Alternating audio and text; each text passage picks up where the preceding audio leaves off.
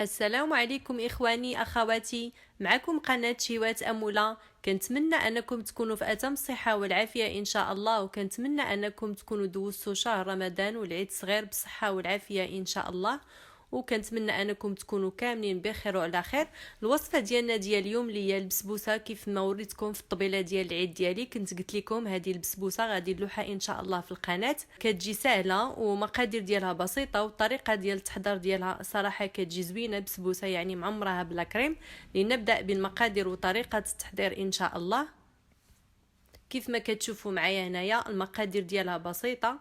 غادي نحتاجوا ليها 2 بيضات، وغادي نحتاج الكاس ديال سنيده، كاس العنبه، وهنا عندي كاس ديال زيت يعني كاس مع مرش ديال الزيت كيف ما كتشوفوا الحد ديالو.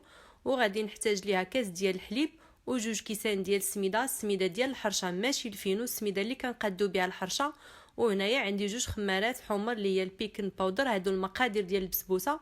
والمقادير ديال الكريمه غادي نحتاج ليها نص سيطرو ديال الحليب و3 المعالق ديال النشا. وغادي نحتاج 3 ديال الفرماجات المربع يعني الفرماج كيري، 3 يمكن لكم ديروا 3 ولا 2 بحال بحال. وغادي نحتاج 3 د المعالق كبار ديال سنيده. وهنايا عندي واحد دانون يعني دانون بيرلي. وهنا عندي 5 دراهم ديال البيستاج، من بعد ما دقيته انا دقيته في المهراز، هرمشته مزيان. نتوما يمكن لكم يعني تهرمشوه فاش ما بغيتو. واخده 5 دراهم فقط. غادي ناخذ الاناء ديالي وغادي نبدا بطريقه التحضير ان شاء الله. غادي نوضع داك 2 بيضات، يعني انا 2 بيضات راني خرجتهم من قبل في الثلاجه يكونوا في حراره المطبخ. وغادي ناخذ الفوي ولا الملعقه، ولا يمكن لكم تخلطوها في الخلاط الكهربائي، اي حاجه يمكن لكم تخلطوها فيها. غادي ندير داك الكاس ديال سكر سنيده، وغادي نخلط المقادير ديالي مزيان باش هكا سكر حبيبات يذوب ليا مزيان، ما يبقاش يعني مكبب ليا. ضروري انكم منين ديروا البيض مع السكر تخلطوه مزيان كيف ما قلت لكم. يمكن لكم تخلطوا في الخلاط الكهربائي ولا بيديكم بحال بحال. انا هنايا تعمدت انني نخدم بيديا، ودزت داك الكاس اللي ما عمرش ديال زيت المائده كيف ما قلت لكم. هنا العبار والقياس عندي بكاس العنبه. ومن بعد غادي نزيد كاس ديال الحليب، وغادي نخلط المقادير ديالي كلهم باش هكا تجانسوا ليا ويتخلطوا ليا كاملين مزيان. ومن بعد غادي نبقى نزيد يعني السميده الرقيقه ديال الحرشه كيف ما قلت لكم، ماشي الفينو. كاين بعض الاخوات اللي ما كيفرقوش ما بين الفينو والسميده ديال الحرشه، يعني البسبوسه كنقادوها بالسميده ديال الحرشه. وهنايا ضفت داك 2 كيسان ديال السميده، ومن بعد زدت ليهم داك 2 خمارات حمر اللي هما البيكن باودر خميره الحلويات. وغادي نخلط المقادير ديالي كلهم، يعني غادي خديت انايا هنا 2 زلايف باش هكا داك المقادير اللي خلطت غادي نقسمها على 2 باش هكا منين نديرها في المول ديال الفران يجيو ليا الطبقات مقادين، ما تجيش ليا طبقه اكثر من الاخرى ولا طبقه اعلى من الاخرى. بغيت انا البسبوسه ديالي الطبقات يجيو ليا مقادين في نفس الحجم ونفس الفورمه. هنايا خديت 2 زلايف كما كتشوفوا، زلايف ديال الحريره العاديين، وقسمت يعني الخليط ديالي على 2 وغادي نحطهم على جنب كيف ما كتشوفوا معايا. من بعد غادي ناخذ المول ديالي ديال الفران وغادي ندهنو بالزبده. ضروري انكم تدهنوه بالزبده باش هكا نتفاداو البسبوسه ديالنا ما تلصقش لينا في المول. كيف ما كتشوفوا انا كندهنو مزيان بالزبده باش هكا نتفادى باش ما تلصقش ليا. كندهن الوسط والجوانب كلهم. ومن بعد غادي ناخذ يعني داك الزلافه اللي قسمتها. كيف ما كتشوفوا انا عندي هنايا المول القطر ديالو 25 سنتيم. نتوما الا بغيتوا تجي لكم عاليه شويه يمكن لكم ديروا القطر ديال المول ديالكم 24 سنتيم. انا هنايا من بعد كيف ما قلت لكم فاش حطيت الخليط ديالي على جنب والوقيته اللي دهنت بها المول ديالي حسيت بان البسبوسه ديالي تقالت ليا شويه. كيف ما كتعرفوا السميده ديال الحرشه كتشرب لينا، يعني زدت هنايا تقريبا 2 معالق ديال الحليب. ضروري انكم ديروا هذه العمليه. الا شفتوها قصحت لكم غادي تزيدوا 2 معالق ديال الحليب وغادي تخلطوا المقادير ديالكم كلهم. وغادي تخويو يعني داك الزلافه في المول ديالكم عادي. وغادي يعني غادي نوزعها على المول ديالي كامل باش هكا تجي ليا مقاده من الجوانب ومن الوسط. وغادي ندخلها الفران. انا هنايا عندي الفران ديال الغاز راني شعلته من التحت. عاد غادي ندخلها. كيف ما تتعرفوا يعني الكيكه او البسبوسه ديالنا كتكون درجه الحراره ديالها يعني نار متوسطه. نتوما الا عندكم الفرن ديال الضو يمكن لكم ديروها على درجه الحراره 180 درجه. من بعد ما طابت ليا البسبوسه ديالي يعني انا شفت داك الجوانب ديالها تحمروا ليا مزيان، هبطتها لتحت خدات ليا داك اللون الذهبي. يعني كيف ما كتشوفوا غادي نتقبها بالموس، كتشوفوا كديروا ثقب بحال هكا، كتعرفوا يعني الموس خرج لكم او عود خشبي كيخرج لكم ناشف، يعني راه البسبوسه ديالكم طيبه. وفي هذا الاثناء غادي ندوز نحضر الكريمه. انا شعلت على نار متوسطه ودرت الكاسوره ديالي من فوق النار، غادي نضيف ليها داك نص سيطرون ديال الحليب. هذه هي الكريمه باش غادي نعمر البسبوسه ديالي. ومن بعد غادي نزيد ليها داك 3 د المعالق كبار ديال النشا.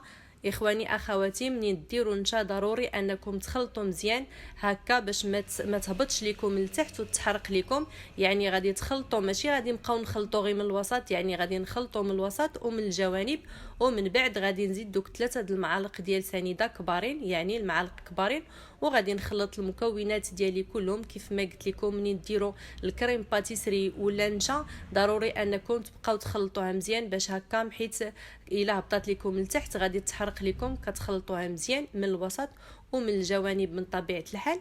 من بعد ما كنحس بلا كريم ديالي عقدت ليا كيف ما كتشوفوا، يعني راه كتحسوا ملي كتبقاو تخلطوا كتحسوا بان يديكم بدات كتقال، يعني لا كريم ديالكم راه بدات كتعقد لكم. هذا هو القوام ديالها اخواني اخواتي. كيف ما كتشوفوا القوام ديال لا كريم من بعد فاش كتحسوا بها انها دارت داك الفقاعات، يعني لا كريم ديالنا هذا هو القوام ديالها، راها عقدت لينا. ومنين كنحسوا بها انها بدات كدير لنا داك الفقاعات غادي نزيد ليها داك 3 ديال الفرماجات كيف ما قلت لكم كيري، يعني الفرماج المربع يمكن لكم ديروا، انا هنايا درت 3، يمكن نتوما الا بغيتوا ديروا 2 ما كاين حتى شي مشكل، كي درتوا 2 كي درتوا 3 بحال بحال. وغادي نخلط مزيان باش هكا داك الفرماج يذوب ليا مع لاكريم ديالي. ومن بعد غادي نزيد داك دانون بيرلي، يعني واحد العلبه ديال دانون بيرلي. وغادي نخلط المكونات ديالي كلهم كيف ما قلت لكم. هاد لاكريم اللي غادي نعمر بها البسبوسه كتجي بنينه صراحه، كتعطيها واحد المذاق اللي هو رائع. كنتمنى انكم تجربوها وتعجبكم وتنال الرضا ديالكم. وغادي نخلط المكونات ديالي كلهم باش هكا داك دانون بيرلي اللي درت وداك الفرماج اللي درت حتى هو ما يبقاش مكبب لي، يعني نخلط مزيان. من بعد ما خلط المكونات ديالي كلهم غادي نديرها على البسبوسه، يعني البسبوسه اللي طيبت من قبل، وغادي نوزعها يعني في الجوانب، انني نوزعها باش ما تجينيش كيف ما قلت لكم جهه هابطه وجهه طالعه. وفي هذا الاثناء غادي ندخلها الفران، يعني غادي تاخذ لكم تقريبا 4 دقائق. كيف ما قلت لكم اخواني اخواتي ما تخليوهاش طيب بزاف، الا خليتوها راه غادي تحرق لكم. حنا بغينا الكريمه ديالنا تجي لينا مزيانه على هذا الشكل هذا، يكون اللون ديالها ابيض، ولكن غير بغيناها تنشف، يعني ما تبقاش لينا جاريه. غير كتحطوا يديكم كطلع لكم يديكم ناشفه راه الكريمه ديالكم طابت كتجي مزيانه. وفي هذا الاثناء غادي ندوز يعني نحضر الطبقه الثالثه. كيف ما قلت لكم السميده راه شربت ليا انايا من بعد ما دخلت داك الكريمه، والطبقه الاولى طابت ليا، يعني داك الزلافه اللي بقات ليا ديال السميده شربت ليا. كيف ما قلت لكم منين تحسوا بها شربت لكم غادي تزيدوا ليها الحليب باش هكا يجي لينا الخليط ديالنا يكون جاري. ما بغيناش يعني يكون الخليط قاصح هكا، ما غاديش تنجح لكم البسبوسه ديالكم، وغادي تجي لكم حتى في المذاق غادي تجي لكم يعني ما مزياناش.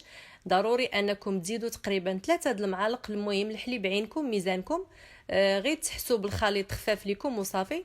وغادي نخوي داك الزلافه ديال الخليط ديالي على الطبقه ديال لاكريم، وغادي نوزعها وغادي ندخلها للفران. يعني الفران انايا كما قلت لكم عندي الفران ديال الغاز، ما غاديش نحطها الفوق، غادي نحطها لتحت باش تاخذ ليا داك اللون الذهبي. راه من الفوق منين كتحطوها لتحت راه دغيا كطيب لكم، ما كتاخذش الوقت، ما كتاخذش يعني الوقت بزاف، ما غاديش تاخذ لينا الوقت بزاف الفران.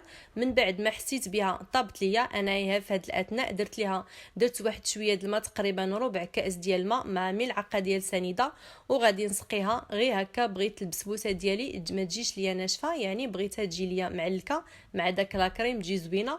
وغادي نسقيها. الا بغيتوا نتوما تسقيوها يمكن لكم، الا بغيتوا تستغناو على هذا الماء وسنيده اللي عطيتكم يمكن لكم تستغناو عليه من طبيعه الحال، ولكن الا سقيتوها غادي تجي لكم يعني فتيه اكثر.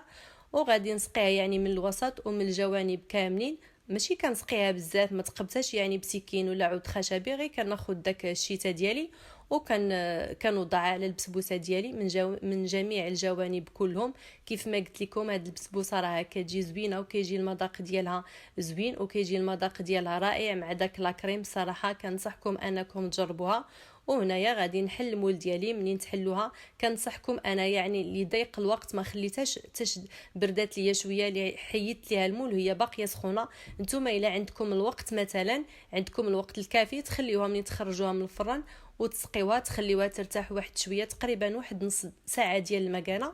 وعاد داك الساعات دوزو تزينوها وتحيدوها من المول. انايا هنايا يعني ليله العيد كيف ما كنتش عواله على العيد نهار الخميس، كنت عواله يعني العيد حتى نهار الجمعه عاد غادي نحضر البسبوسه ديالي، ولكن حضرتها حتى لاخر دقائق ديال ليله العيد دغيا وجدات ليا. وكيف ما قلت لكم هنايا غادي نزينها بداك 5 دراهم ديال البيستاج، يعني البيستاج كيف ما قلت لكم 5 دراهم اللي خديت ليها. وهنايا غادي نضيف في الوسط داك الورد اللي كيتباع، راه كيتباع عند صحاب الحلويات. انا هنايا يعني يمكن لكم تاخذوا 2 دراهم 3 دراهم على حسب القياس ديالكم، راه كلشي الحمد لله موجود. والقياس نتوما كتحكموا في القياس ديالكم. انا هنايا 5 دراهم ديال البيستاج و5 دراهم ديال الورد اللي خديت.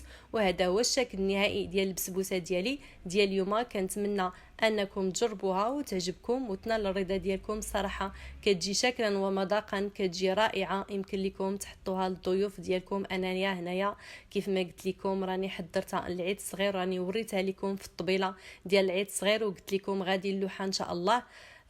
كنصحكم انكم تجربوها وتعجبكم وتنال الرضا ديالكم. وفي هذا الاثناء يعني غادي نقطع لكم واحد الطريف وغادي تشوفوا يعني القوام ديالها كيفاش داير.